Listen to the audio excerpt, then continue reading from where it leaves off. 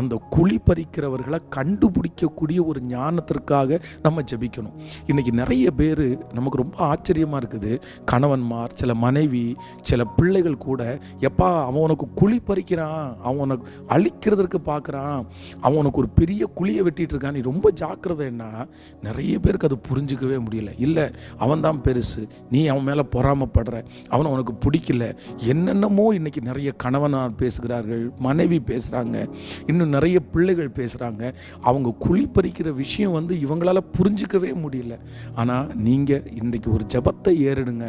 நமக்கு குழி பறிக்கிறவங்கள ரொம்ப கவனமாய் கண்டுபிடிக்கிறதுக்கு ஆண்டவர் ஞானத்தை தரணும். யாராவது ஒருத்தர் ஒரு ஆலோசனை கொடுக்கும்போது, நம்மளை கைட் பண்ணும்போது, இதை செய்யுங்க செய்யாதீங்கன்னு சொல்லும்போது ரொம்ப ஜாக்கிரதையாக ஆண்டவருடைய பிள்ளைகள் அவங்க நம்மளுக்கு குழி பறிக்கிறாங்களா அப்படின்னு கவனிக்க வேண்டிய அவசியம் உண்டு.